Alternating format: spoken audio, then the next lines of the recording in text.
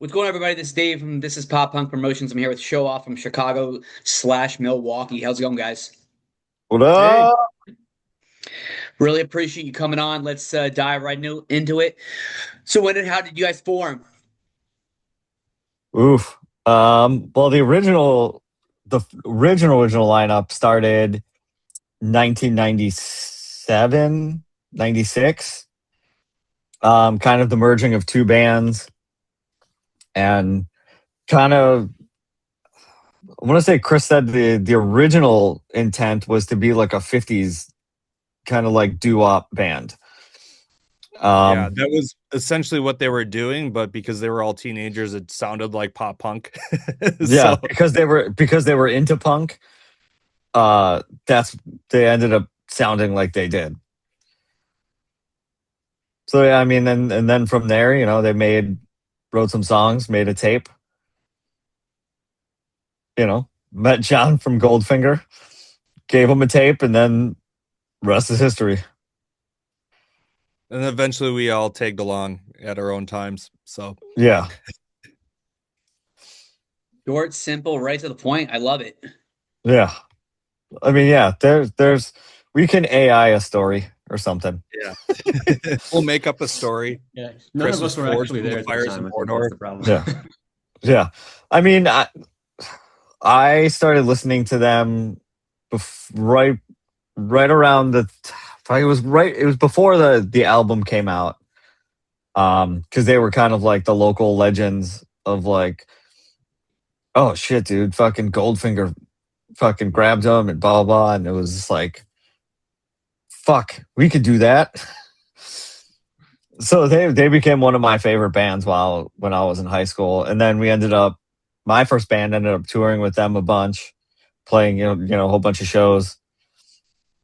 So by the time they had gone on hiatus and then came back, I got asked to come play. So it was pretty awesome. That was like 2005, 2006 when you joined, right? Yeah. Yeah. That's really sick. That To must have been really dope. yeah, to replace Dan the Man.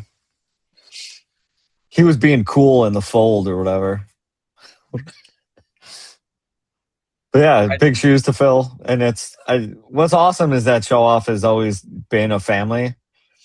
Like once you're part of it, like you're just defended to the ends of the earth. So it's pretty awesome. Like everyone has, you know, current and previous members all have like an insane amount of love and like a close bond with each other. It's pretty awesome. It's cool. Yeah, it's like a lot of the past members are still, and maybe all of them are still super supportive. Like even when I joined the band, no one knew who I was. People were jumping on Facebook, like congratulating me, like old past members, which is it's cool. It definitely takes some of that pressure off. Yeah, Dave Hyde, the original bassist, he is probably the biggest advocate for the band still online. He posts often about it. So and he's always posting about the good old days, but and he has so many awesome stories, but he's also very supportive and like pushing everybody to still check out what Show Off's doing today. He Yeah, I also mean, he filled in with us on a show. I played with him a couple of times since I've joined, so he's filled yeah. in for a couple of shows, which is fun. He's got like a 10-hour drive to come up to play those shows, but he did it a few times. Yeah, I mean, I remember it was like 2018 uh with another band that I was playing, and we were playing Riot Fest, and I had like people coming up to me being like, "Yo, Dave Hyde said I had to come check you guys out." It's like Dave's like always been like that, just one of the most amazing people you'll ever meet. feel like that's pretty rare just because I feel like usually like past members are like butthurt about like new people taking over and then running with it. But that's really cool to hear. And Yeah, they've been like super it's supportive. yeah, it's pretty awesome to like past members are like not protective of their parts, and they're like, no man, do it like you do it. Don't play it exact like me.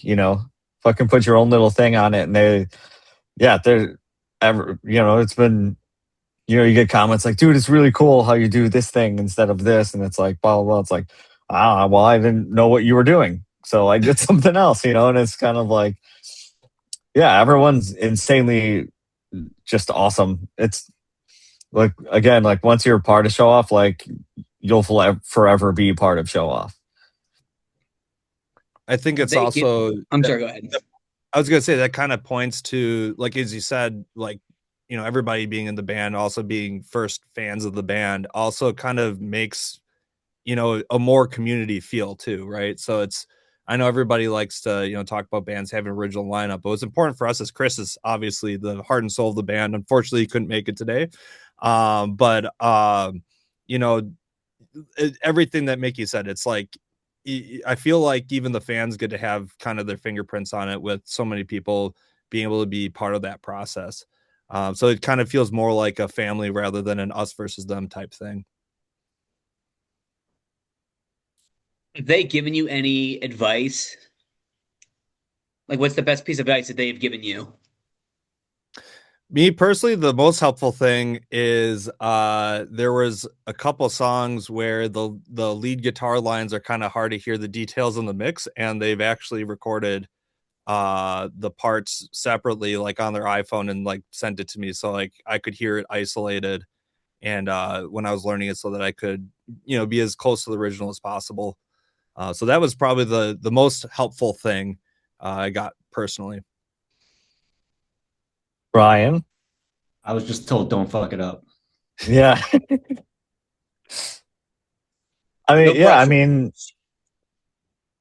mean, I think the most I've had, I remember years ago, Dan's little brother George, who also had played guitar in the band at one point.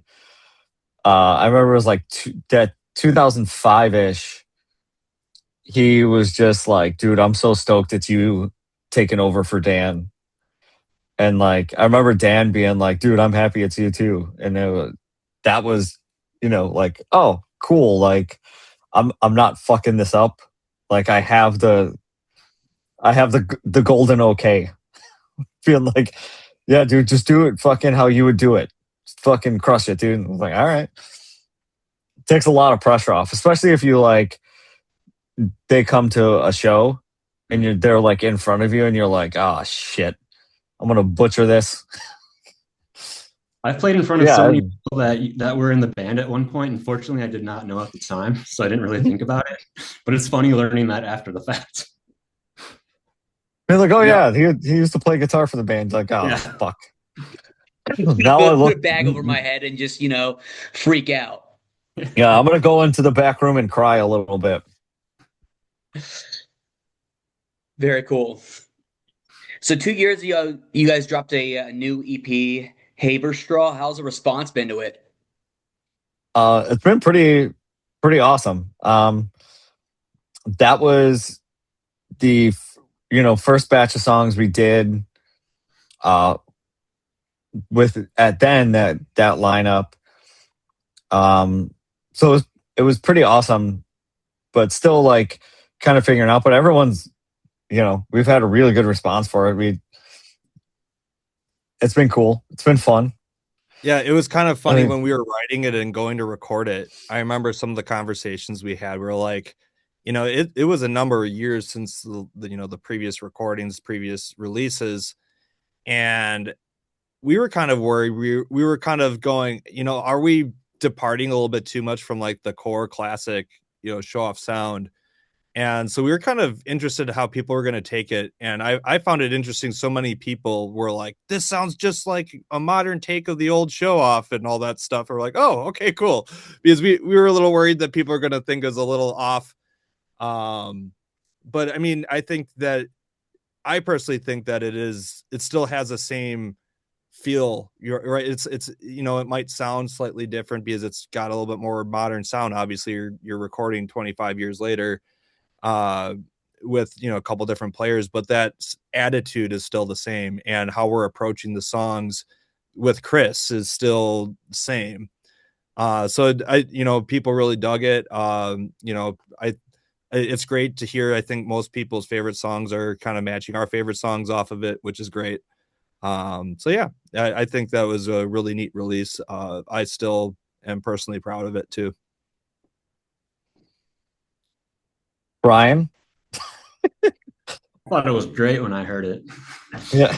Really, that like everything that Steve said was kind of my response to it. Was like I thought it was really cool that it still had, it still sounded like show off and like pop punk, but it very much like a modernized version of that. And the thing is, show off has such a forgiving sound. Like there's some, each album, kind of explores like different territories of like all within the genre. So I think, I think there's some room to expand a little bit. Yeah, to be clear, Brian and Evan. So Evan's the bass player. Brian's the other guitar player.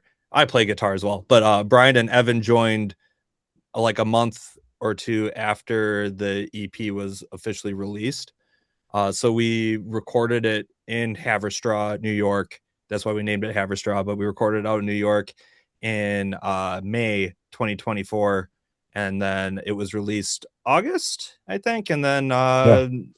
Brian and Evan joined end of October that I think fall. so, yeah. And it's been smooth sailing ever since. Who did you guys record it with, and how did the process go down? So Manicat has their own studio. So we Cat's went our out. record label. Yeah. Sorry. So, yeah, Manicat Records. Fuck you, Pete. We went out to the studio.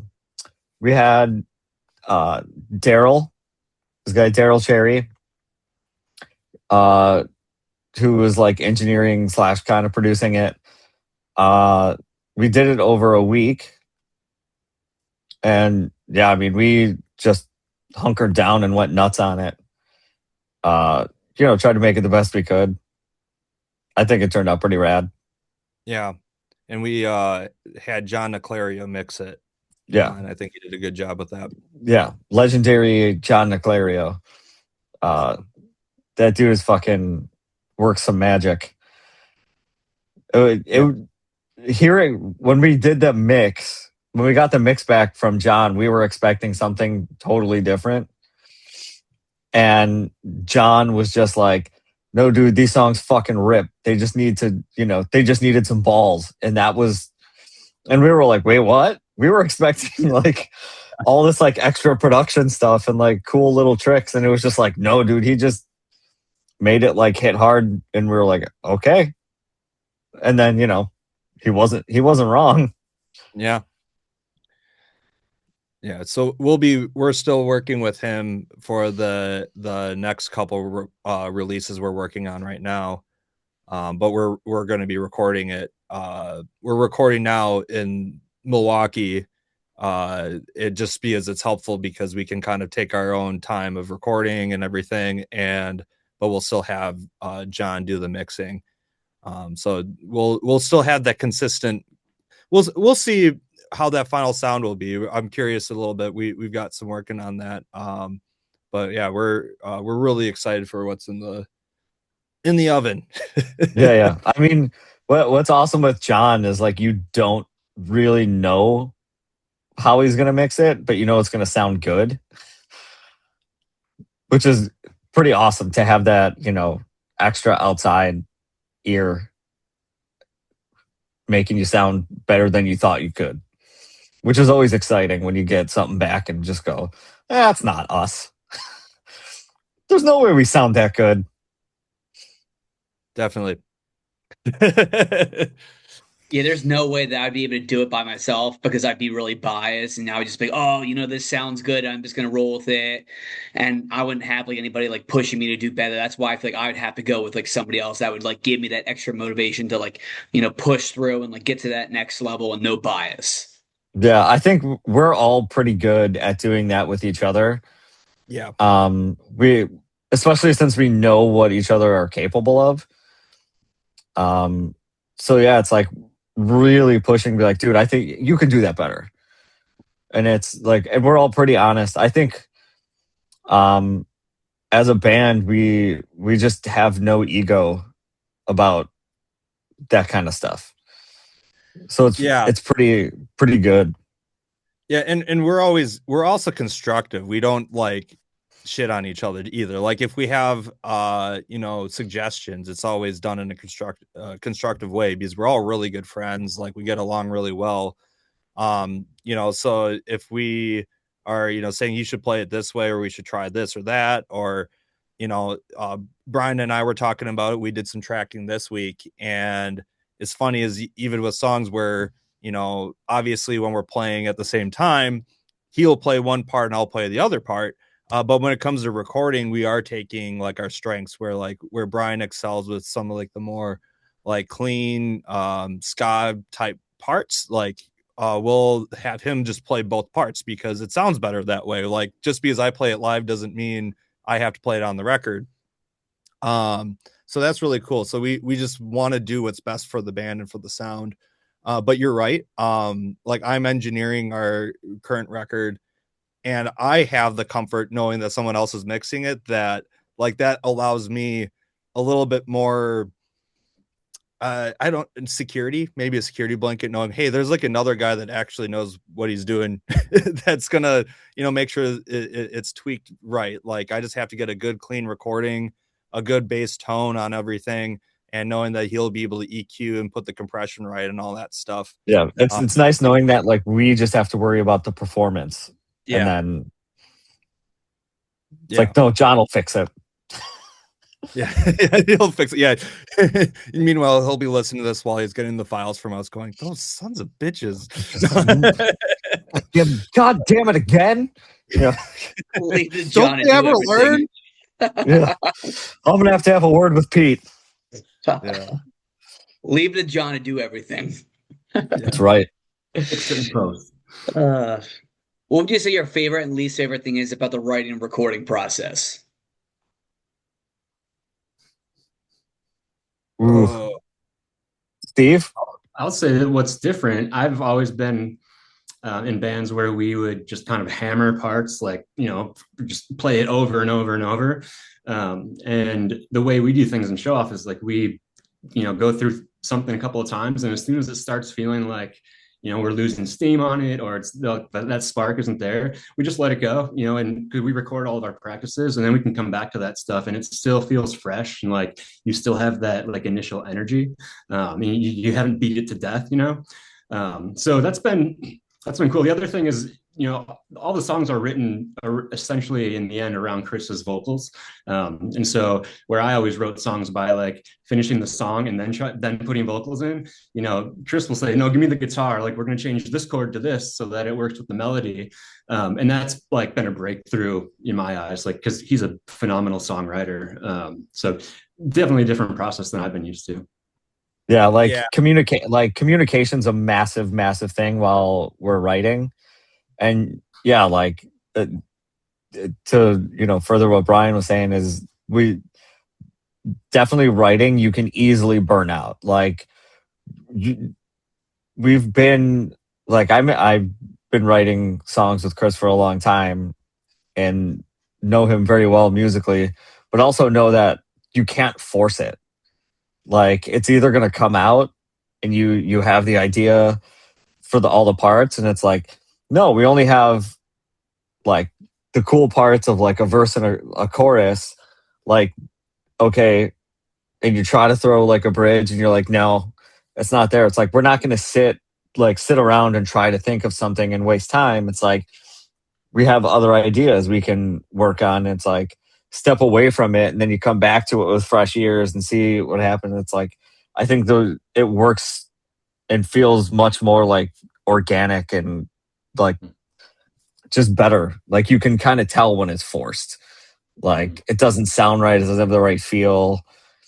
And it's like, we want all of the songs to, sound, right and not off. Like you'll hear a song, it's like something's off, we try to stay away from that.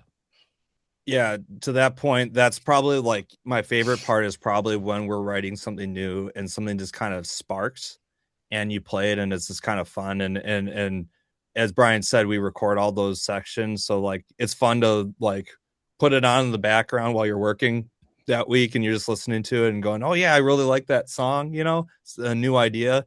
I'd say the worst part is when you're trying to work on that song together, and everybody's kind of like, you hit that wall sometimes and you kind of go, man, what is it? And you know, you're all trying to kind of come up with a way around that wall or something to change it.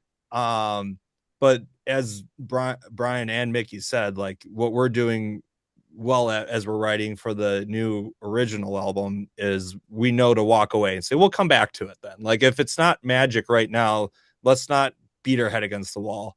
That, and then I would say from my perspective, the other least favorite part is preparing everything, making sure all the technical mumbo jumbos, you know, the especially, I don't know, are we talking about what we're actually working on right now, Mickey and Brian? Yeah, I mean, sure. Do we? Does Dave want it?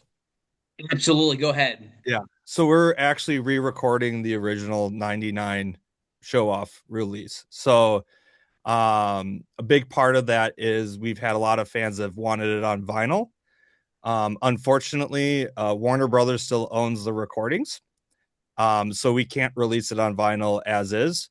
But we own the rights to the songs themselves. So we're doing the whole Taylor's version thing. We're re-recording it, paying homage to it. Yeah, so it's really neat kind of recreating the album.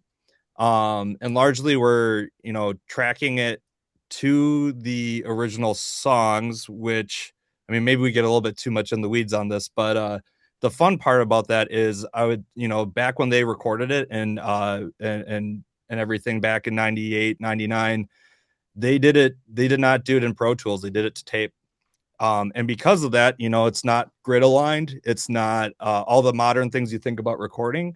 You can tell some of the songs they did play to a metronome or a click, and some songs they absolutely did not. So we want to capture that feel. So we are actually trying to keep all those tempo changes and that feel in there. But what that means is when you do that in a modern sense and DAWs and whatnot, I've had to do a lot of tempo mapping and putting our sessions to the original song so we could record to them. And a lot of hours have gone into that and have driven me crazy sometimes. But I think it pays off because it's like taking a modern approach, but still getting the feeling of the originals. And I mean, obviously what we've been recording, it's not fully mixed and whatnot, but we're really excited how it's turning out already. It's very, I just would say it's kind of like, it's got the pros of the modern recording stuff of like the clarity and the power and, you know, improved tones and whatnot, but it's got that feel that was in the original. So we're really excited how it's coming along. We're about, I don't know, probably a third of the way tracking it. I think it's so far, like, it sounds bigger. Like it's got like it's got much like a bigger, more powerful like feeling to it. Yeah, and I would say, yeah, we're not trying to 100% recreate it, but we're trying to respect it, right? How would you put it, Mickey? I mean, we're doing our take on that album. Like, we're doing essentially like a modern, like an updated version of those songs. While it's like we're not we're not playing them like exact, you know. We're doing it because songs change over time, and you know, with different people there's different feels, and it's like we I mean, the biggest thing we wanted to do was like capture the feeling of that first record, but then also have our new take on it. And I think we're actually succeeding at it so far. Yeah. Again, John will fix it. So yeah. But it's also great because going through that process, it's also like preparing us for recording. We're going to do a full album of originals that we are currently writing as well. So it's kind of preparing for us to do that. So we're able to record an album focusing on the recording process and performance without worrying about the songwriting and composition side of it, so that when it comes to full length, we'll have a little bit more experience of recording as a group, kind of the DIY recording stuff, and we'll be able to focus more on the songwriting stuff without worrying about all the technical stuff that we kind of ironed out this first album. What I was gonna say too, back to the writing. One of the most fun things too is, what was it, like month or two ago, when we were all like sitting around and like, we should go listen to the demos of the songs so far, because we were like, man, we got a lot of songs to write. And then we started like going through the songs of all the like ones that we should think that would be on the record, and we're like, fuck, dude, we're like 12 songs that we love already, and it's like we're still going to be writing and seeing what happens, or other ideas, and some will get knocked out and some won't. And it's like, man, that's crazy that we've gotten like this far with these songs. And it was just, I love that. Yeah. Like us just sitting around getting hyped on a song and be like, oh dude, I totally forgot we did that. I can't, how did I forget how good this song was? Yeah, that's the benefit of the technology of us recording them all, and we just have them in our shared Google Drive. And we were on the way to a show in the van, trying not to die in our van with broken suspension, and listening to all the demos. And it was really fun. Yeah, you're getting me hyped again for the next album, Mickey. You're right. I know. You should be fucking hyped, bro. I am. I've been so focused on this album. Like, the one thing, it's gonna have so much Riz. Yeah, I will say this, I've been putting a lot of effort and attention in this. So whether you like the re-recording or not, I tried my best. Sorry. If it sucks, blame Steve. Yeah, if it sucks, it's Steve's fault. That's going to be in the liner notes. Yeah, we should make that actually. We still haven't decided exactly how we're going to label it. So maybe we'll just say it, if you hate this, blame Steve. We should just call it Return of the Jedi. Really terrible. Give us the press we need. Blame Steve for everything, and Mickey's the hype man. That's right. Definitely. Well, if you guys do get them on CD, if you end up getting them put on CDs, I'll be all over that. So let me know. No CDs. It's only going to be vinyl. Are we sure about that? You sure? I think it's going to be vinyl and digital. We might end up doing CDs post, but we'll see. I don't know how many from iTunes and put on my iPod. Yeah. Do you still buy CDs? Like, when I buy physical, I buy vinyl, even though I don't actually sit down and listen to my vinyl that often. I like I want to support bands, and I like having physical media. And there's just something about vinyl I feel is like more collectible than a CD. And I feel like CD gives you like the same experience of like streaming or digital, that like, while vinyl gives you a different experience. So like, I think vinyl is really how music is intended to be listened to. Yeah. Because you have to sit down and actually like you're kind of actually focused on the music, versus like when I put music on otherwise, I'm usually like working or doing something else. I don't sit down on the couch and just listen to it unless it's vinyl. Yeah. I mean, that's an interesting take.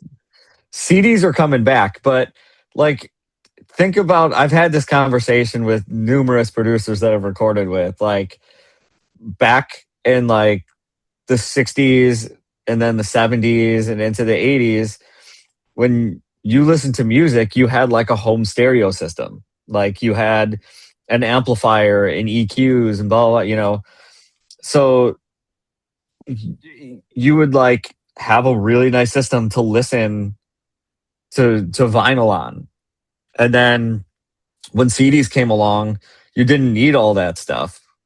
And it kind of like mixing changed and it got weird. But I think vinyl, like there's just something, it has that warmth and like, I don't know. I think vinyl is where it, just like CD like our parents like listen to vinyl because that's what was around, and then we had CDs and we were like, oh, let's collect vinyl because that's not our thing. That's the same thing that the kids are doing now with CDs. It's dude, I just saw a girl on TikTok like flipping her shit because she got Fall Out Boy's "Take This to Your Grave" on I don't know how to play a CD anymore. Like I don't even know. I don't have anything that has a disc drive. Yeah, dude, fucking my car. 3 months into having my the car, I was like, where the fuck do I put the CD in?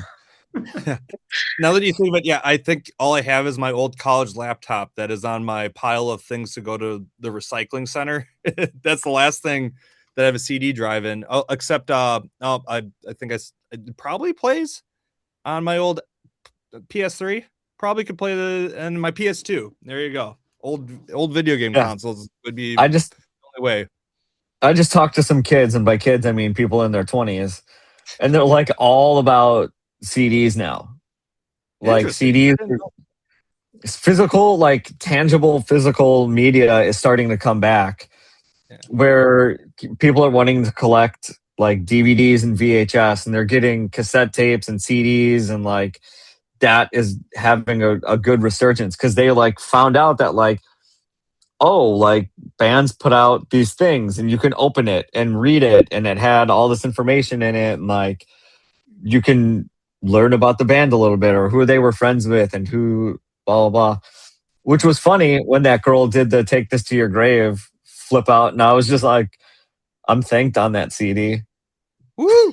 It's funny because that was me a couple weeks ago. I went back home to Jersey and I went to this record shop called Hidden Tracks Records. Shout out to Shane. He's my boy. Awesome dude. Runs a dope shop. And I went in there and I found Take This to Your Grave. And I was like that girl. And I was flipping out. I'm like, are you serious? Because I've been looking for it for forever. And the dude working was like, you better hop on it because people have been looking at it. And so I bought it and I've been just blasting it every single day on my player at home. But I mean, I do get the like appeal with the vinyl. Like, it looks nice, the cover looks nice, and like the actual vinyl looks nice, but it's not as convenient. Like you can only really play it like at your house and like that's it. Where else like CDs, you can play them walking around the park. You can play them in your Yeah, yeah. car. So I mean, to each his own. You I still have like the Walkman. I remember mowing the lawn with the CD player in my pocket. The cargo shorts. Remember cargo shorts? And then you got it in there. I still have them. Still have And them. then you've got to get the smooth walk down, so you don't get the CD skipping. Yeah, right? I'll That just anti-skip button didn't do shit. Yes, that is awesome. this. A relic of the past. What's funny is this one is new and it's Bluetooth. Oh, that's cool. So you can listen to it Bluetooth, Oh, that's which is dope. fucking wild. And it's got USB ports, so you can pop in a USB and listen, which is wild. It was only like $10, and I was like, yeah, dude, why not? So I can, because somebody, well, at shows still too, like people will like hand me demo CDs, and like I've always made a habit 100% of listening to anything somebody gives me. Yeah, that's true. That's better than like if sometimes people give you like a business card with a QR code to their demo or whatever. I'm but like, it's just, you throw that thing out.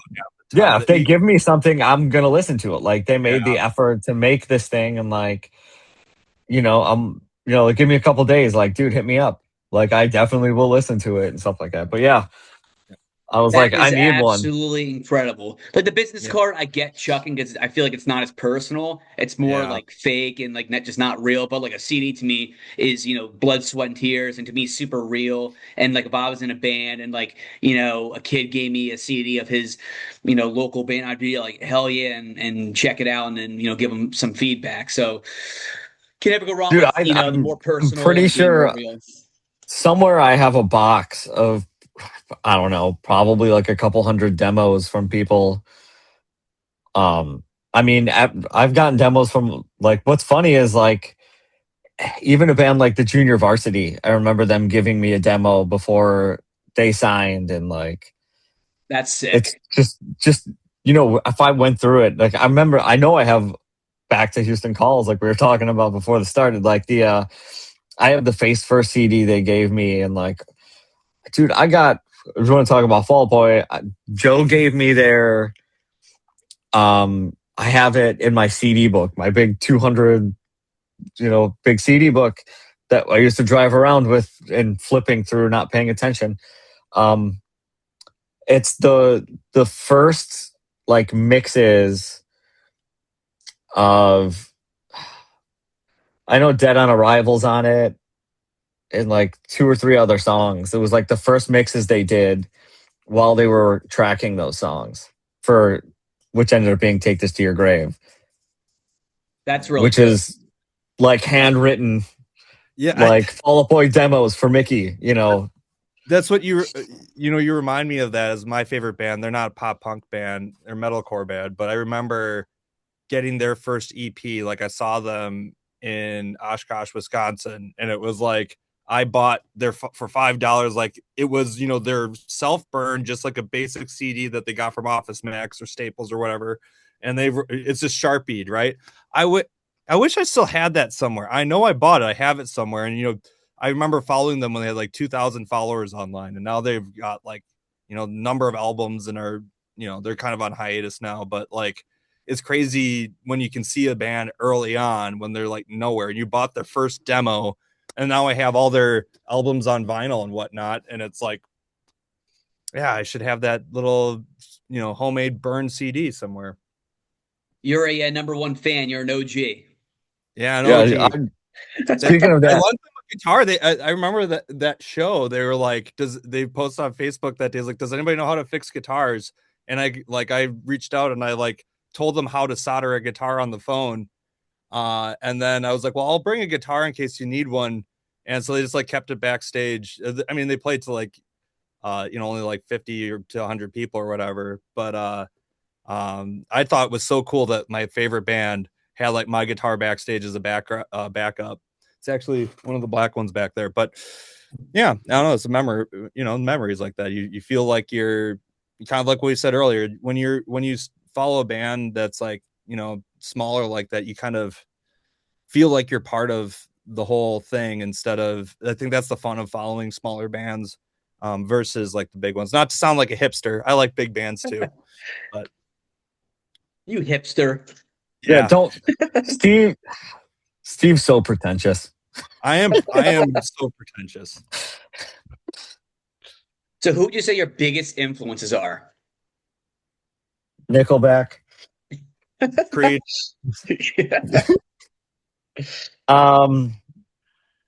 Man, the Clash and Green Day. Also, as a drummer, Josh Freese. He's the man. Brian. What about you? I mean, I got into music from, because of bands like Less Than Jake and Operation Ivy. Was really into ska and punk that's like why I learned how to play guitar. Like my friends and I decided to make a ska band, and then we looked at each other and said, who's going to play what? And so we were in a band before we had instruments. But I definitely went through a long phase in more adult life where I got into just more like indie rock bands like Built to Spill and Spoon.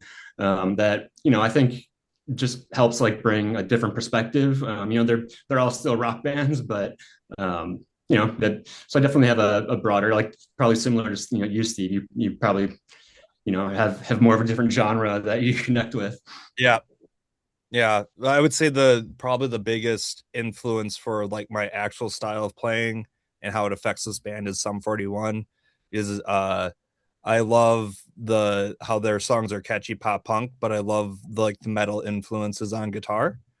And that's me, is like I'm back into more pop punk. I started, the middle school years is where I was huge into pop punk, and then I kind of high school and college I was more into metal. And then coming, as I got older, I got back more into pop punk again. But I love pop punk, or that has like a heavy edge to it. And honestly, it's funny, is actually the heavy music I like now is I like heavy music that doesn't take itself too seriously. Like I'm not a huge fan of bands that are like, we're like super serious metal people. If you don't like metal, get the fuck out of here. Like, to me, that's cringy. Like, that's why one of my favorite bands right now is Electric Callboy. Sounds nothing like us, right? But they love it because they like blend EDM, which I don't even like EDM, but they blend this poppy EDM sound with super heavy stuff. All their songs are just basically jokes and whatnot. And I don't know, it's just fun. So that, to me, that's my influence. Them, other niche metal bands. Like, the whole point of music for me is it should be fun. And I think Steve, you listen to nothing but Necrosis. Okay. I used to a little bit. Yeah. What do you right now currently listen to? I know you said Electric Callboy. Oh, right now, jeez, oh god, yeah, Electric Callboy. I like the guys in the band are sick of me here. One of my favorite bands is Ailstorm Pirate Metal. Uh, I don't know. I've been listening a lot more to like just random pop punk that pops up through my Yeah. Spotify and whatnot too. What about So you, Brian? Yeah, I mean, since joining the band, I definitely went back to like listening to pretty much only like punk and ska for like, a year, which was really fun. It's definitely, helped me like reconnect with a lot of the music that kind of shaped who I was growing up. So yeah, that's honestly, I've been terrible about finding new music, and I always swore I would never be that person. Like I'm always gonna know the current bands, but like I don't know, you get to a certain age, and like I know what I like it makes me happy. I'm just gonna seek it out. So yeah, I don't know. Yeah, dude. I've been I was gonna say I've been Th- reconnecting with Alistair, and we're playing with him yeah, in May. So Mhm. how fun. Um, there's a band I know. I showed Evan, uh, and he loved it. There's a band called South Arcade. They're a British band. They're self-proclaimed Y2K core. They ah, are really fucking good. Like, it's the first band in a while that's like blown me the fuck away. Who like kind of gets it and has that like vibe. Uh, that just like captures all the fun of what like pop punk is supposed to be. But they're also like their whole mission was like, man, music was so much more fun back in like the early 2000s, and there's like all like the mixture that came out of it where like even the heavier music, the mainstream music, the underground music, it was all fun. So they kind of blend a bunch of that stuff together, and they're just like really fucking good. And then they did um an audio tree, and they just sound record perfect when they play it. It is stupid. Like you see like a band and they do something live and you're like, yeah, they weren't, yeah, they sound different. But then like all the vocals are dead on. Like it's wild. That shit blows me away. Also, I'm a sucker for pop, just pop music. You got me with the Like Y2K. yeah, yeah. dude, Sierra Farrell, she's like kind of like folk country pop. She's fucking awesome. Melanie Martinez, as my daughter would make fun of me for listening to Cher Lloyd. Like Have you guys? I was gonna yeah, say, have you guys completely curveball? Have you guys? Maybe I'm just in a TikTok echo chamber, but I feel like they're blowing up right now. Is I can't pronounce her name. Is the Angine de? I call it Angine de Poutine, but it's Angie de Poitrain. It's like the French Canadian math rock band that's like dude, getting. you gotta brush up on your French, dude. I don't know any French, but they're the ones that dress up with the black and white like polka dots. They play with like with not multi skill. What do they call it? The like they have the like quarter step guitars, so they have like extra notes and whatnot. Is that And the it's like guys with the? Is that just the drummer and guitar player? yeah, and the guy he Yeah, plays yeah, bass and guitar, and they loop yeah, it. yeah. And like I'm usually not like a math rock guy, but No, there's they this do some wild shit, and it's like catchy as fuck. yeah, and it's just I don't know. It's catching on. A lot of people on TikTok are saying it's like the anti What's that AI one fucking music right band now. with And it's no lyrics? treating. They got like a really long name. I'm gonna check it out and report back. Yeah, it is. It is. It is nothing like us either. It is like, but it is super interesting. When I first saw it, I thought of Brian actually, and so I put it in our group chat. I was like, Brian, I know I have pirate medal. Is this your thing? Because they dress up. They like have these weird costumes. But yeah, you're talking about bands that are like blowing up right now. Like they're really popular online, but maybe it's this echo chamber. But it's You know how it just is. Once you watch one, all of a sudden you have yeah, like 50 different.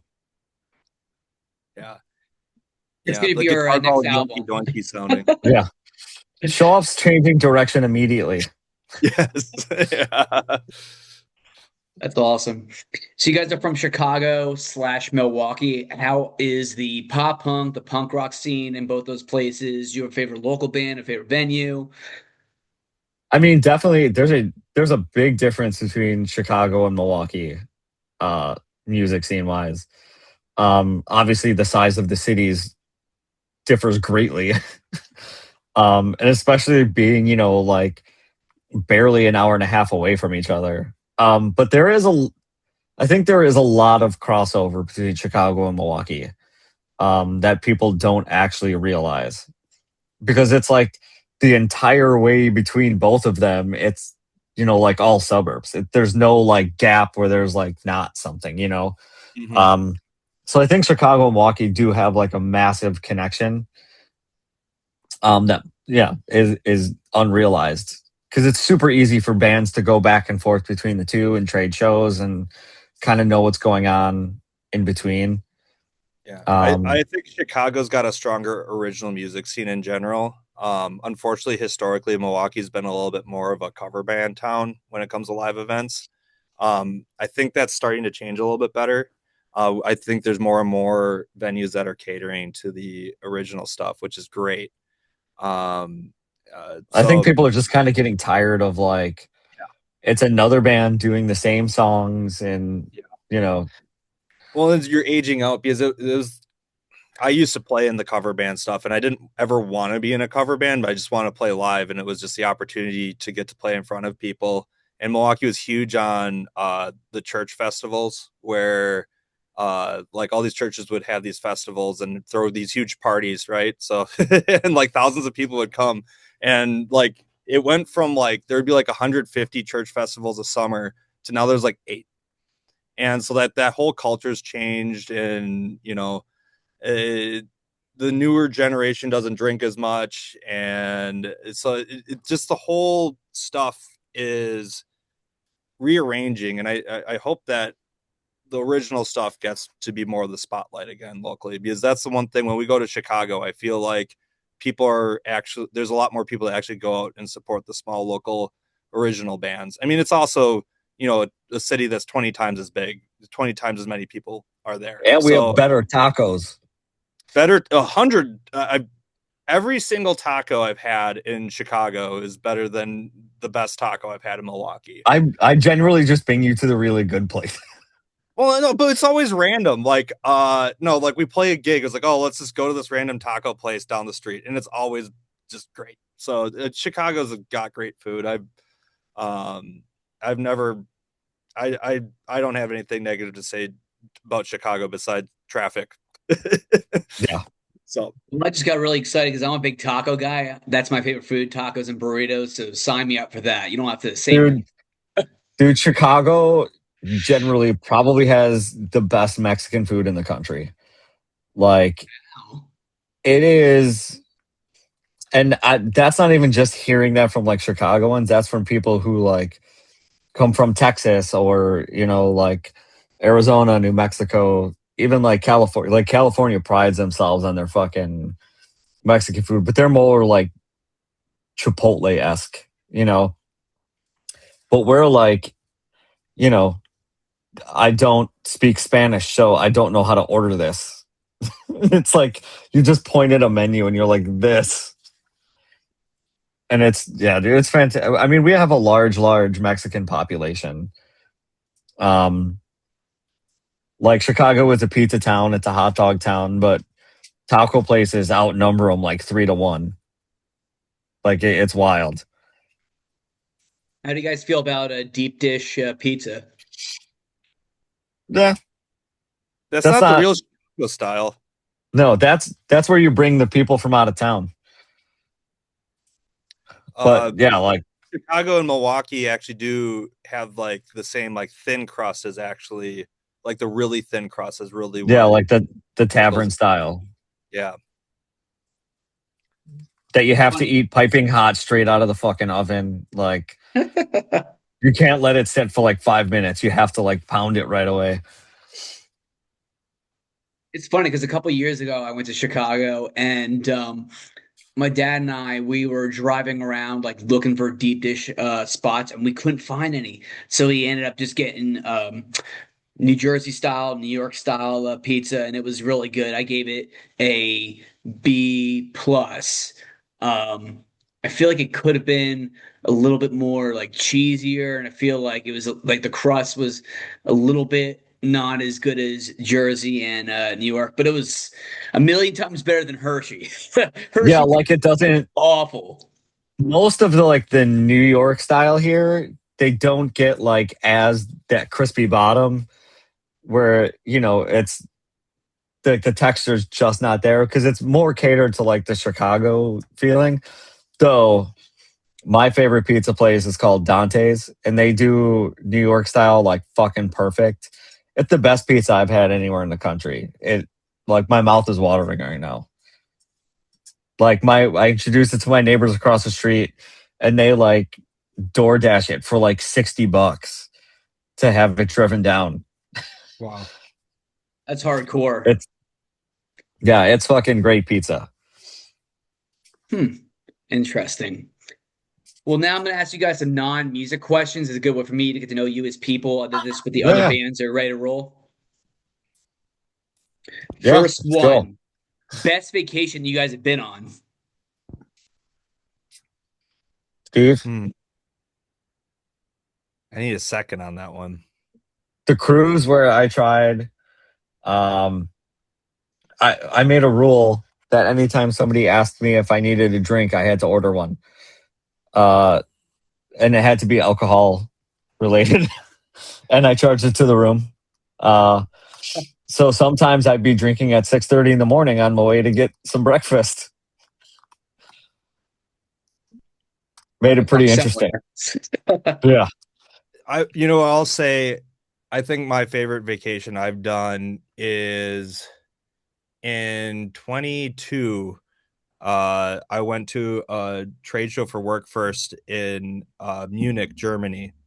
And then afterwards, me and a coworker, we actually went to Salzburg, Austria for a couple days, and then came back to Munich after the trade show was over, because Munich was just overrun by the show. It's like a huge construction trade show. But we came back, and it was just a blast because it was just like 5 days. But like me and this coworker, we were like it ended up being, we're like perfect travel buddies because we had the perfect blend of wanting to try things. We'll try anything, we'll do things, we'll be adventurous, but we also have no problem like, oh, we drank too much last night, let's just sleep in. And on Halloween, we had a great night we went to a concert in Munich, and we took the electric scooters to get there, but then we realized we went to the wrong venue on the other side of Munich. So we had to hop back on electric scooters and go it was like 12 kilometers, like 7 miles on an electric scooter to the other side of the city. And we got there in time to see the last 5 songs of the band I knew. And it was a blast. And then we met like some like lawyers from BMW, and they like took us to this underground bar, and we were like partying to like 3:30 in the morning. And yeah, that was a lot of fun.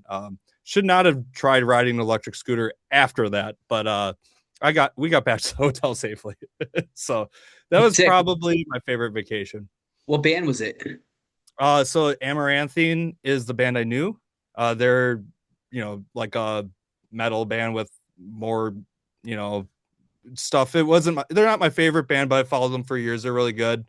And then, oh gosh, Beyond the Black was the headliner, and they were from Germany. And that was the band I never heard of before, but they did a good show too. And it was like in this old hangar. I think it was an old BMW production building where the venue was. So it was a really cool experience. And there it's like at a concert, a beer, because they actually have laws. So like a beer at a concert is still just $5, and it's good beer. And compared to you go to events here in the US, it'll be like $13 for like a Bud Light, So I don't know. It was a, not to sound like an alcoholic, but What was it? Gramercy, it was $14 for a PBR or fucking whatever it was. So it's like, what the fuck? Yeah. No, that was probably, I haven't gone on too many actual vacations in my adult life because I've been busy. If I'm not working, I'm spending my PTO for playing music. So when I do travel for fun, they kind of stand out. What about you, Brian? Brian's always Yeah, quiet because we I don't talk know too if I much. have a favorite vacation, but a few years ago, my partner and I went to Tahoe, and we were really obsessed with the idea of seeing a bear. Like we talked about it for months leading up to it. I was literally like out on the porch with an acoustic, like singing songs about seeing a bear, and we manifested that shit. A giant fucking brown bear walked right through our backyard while we were on the second story deck. So, which we asked for. We're like, we don't want to like encounter the bear. We just want to see it. And I mean, it was such a cool thing. Like this, you could just feel the power of this thing. Just like, it was just taking a stroll through the backyard. But yeah, my partner was on her way to go down to hang up a hammock in between two trees that the bear went right through. So perfect timing. But yeah, we were always like, all right, manifesting is real. Like we made that happen. My biggest takeaway is Encounter the Bear sounds like an awesome band name. I agree. It sounds like a really dope like metalcore band. Yeah. Encounter the Bear. Honestly, I can't blame you for wanting to do that because I think I would want to do the same. Just I'm a curious person, but then like I would see it and I would be like, all right, like I see it now. It's time for me to turn around and sprint out of here. Yeah. That happened to us when we were Safest. That happened to us in Tennessee. We were driving because you can drive through the mountains, through like one of the national parks, and then all of a sudden, like all of these cars were stopped on the side of the road, and everyone's getting out, and we're like, what the fuck? So we like drive up, and there was like three like little cubs, like just playing off the side of the road, and it's like, That's you dangerous. idiots! Why? Yeah, like why are you getting out of the car, dude? Yeah. Like Mama Bear is gonna be very close by watching this. Like you don't want, that whatever like 600-pound bear charging at you. That won't be any fun. I mean, it'd probably be like a YouTube hit, but I'm getting scared just thinking about it. So if you guys were stranded on a desert island, what 3 items would you want to have with you? Water, food, clothes. No, I'm just kidding. Yeah. That's lame. a genie.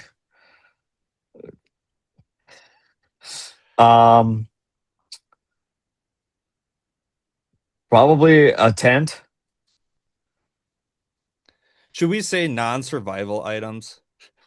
Okay, non-survival Yeah, items. survival Definitely a or guitar. non-survival. Like I was it gonna doesn't say- really matter. Yeah, because I was gonna say multi-tool. No, No, yeah, I would satellite say phone. an acoustic guitar is up there for sure. Gosh, it's mean, hard. I'm lame. I I'm would thinking probably, of, like, I would probably want like a bunch of notebooks and like pencils or something. yeah. I would want a Um, one wheel so that I could ride around. And Yeah. I just want a one wheel. Yeah, Brian's one goal in life is to get sponsored by One Wheel. So if Yeah. if anybody listening- listening has a hookup, An endless supply of Coke Zero. Yeah, endless There we supply go. of Coke Zero. A hot dog. yeah, Just one Endless- though. Just one hot dog. Those are some different answers. I love it. Yeah. boat. Yeah. So if you guys had $1 million and you could donate it to any charity, which one? I'll go with Punk Rock Saves Lives. That's a good one. Man, I would have to do research on the right one. I would Come on, Steve.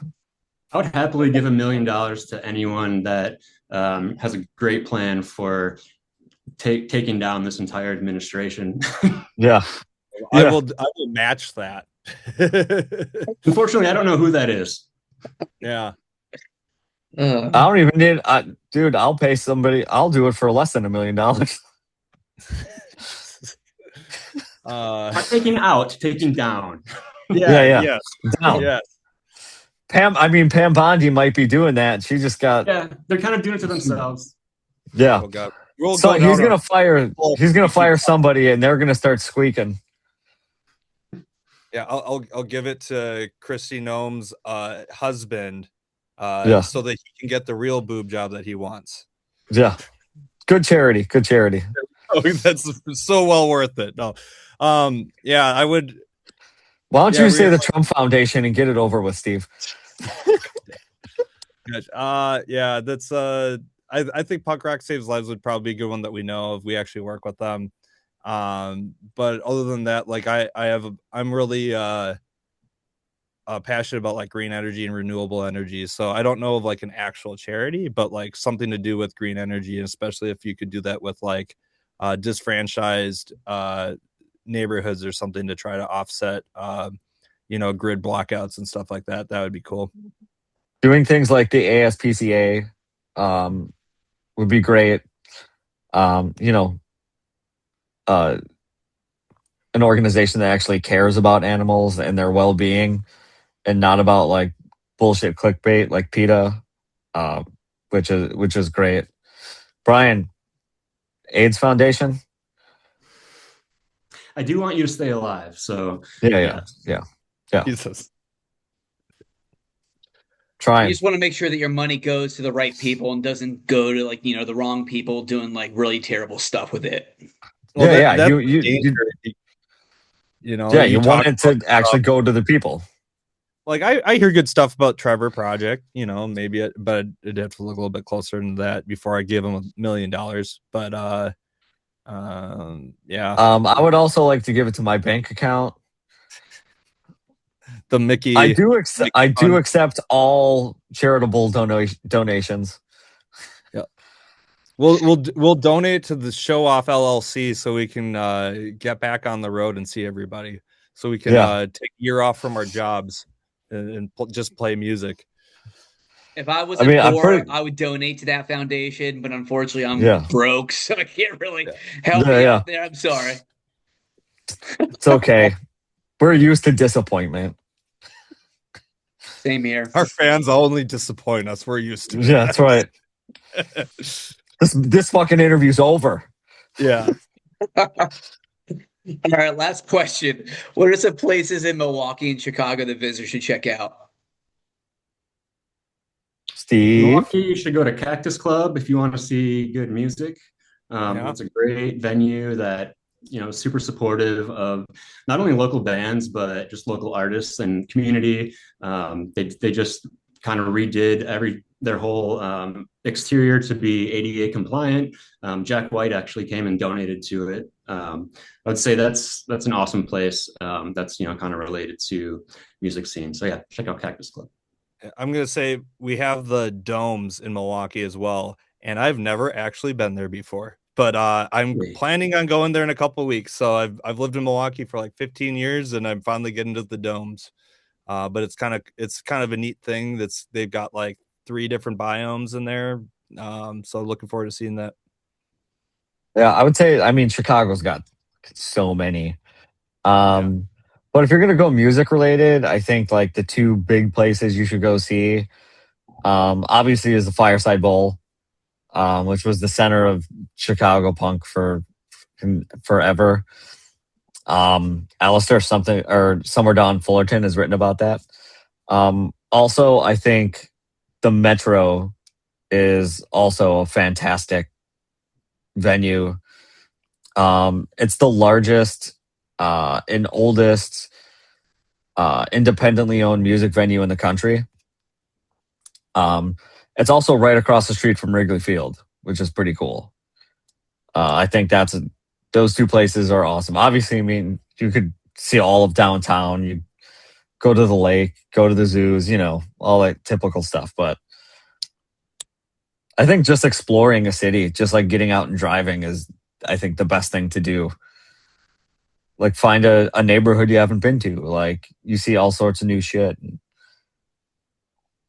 Food is the most important, probably. You guys, we can go to all those spots. Yeah, absolutely. Yeah, well, you could come. One of the things that is cool, it's a little bit different than your average music festival, but Summerfest in Milwaukee is pretty cool because it's Summerfest grounds.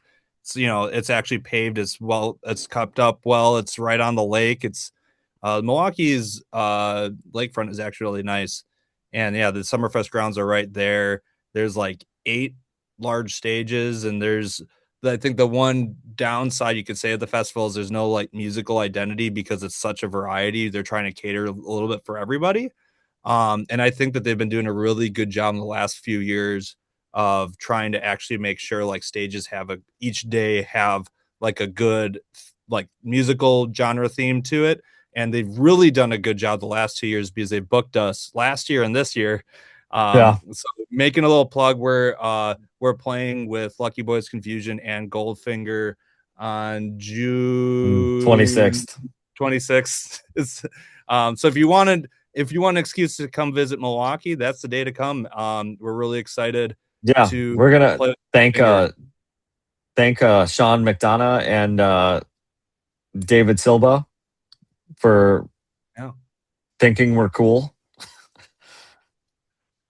So don't be lame. If you're in the area during that time, go and support. Yeah. You should.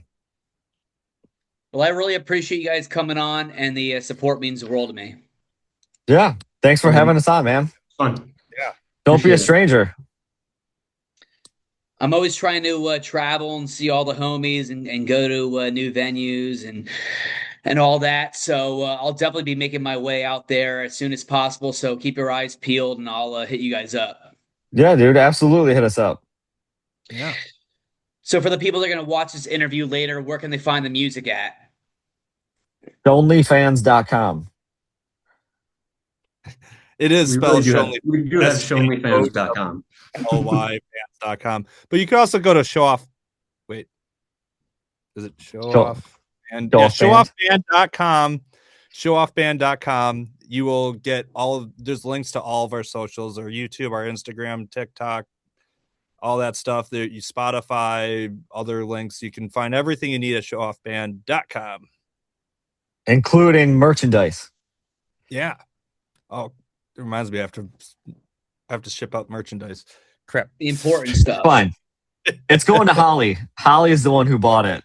Oh, really? Yeah. Okay. Well, she's going to yell at me because I saw that Sunday night and I have not gotten around to. I told her I'm going to make her a special hat, a one-off hat. So I have some time to ship it out then. Yeah. Okay, good. This was really important for the podcast. Thank you for everybody for listening to this. Listening to our. We'll do what they say. Go to the websites, listen to music, buy a CD, buy a vinyl, buy a shirt, support local music. You guys are killing it. Bring us Coke Zero. I'll see what I can do. Sweet. Well, I hope you guys have a great night, and we'll chat soon. Cool. Thanks. Peace.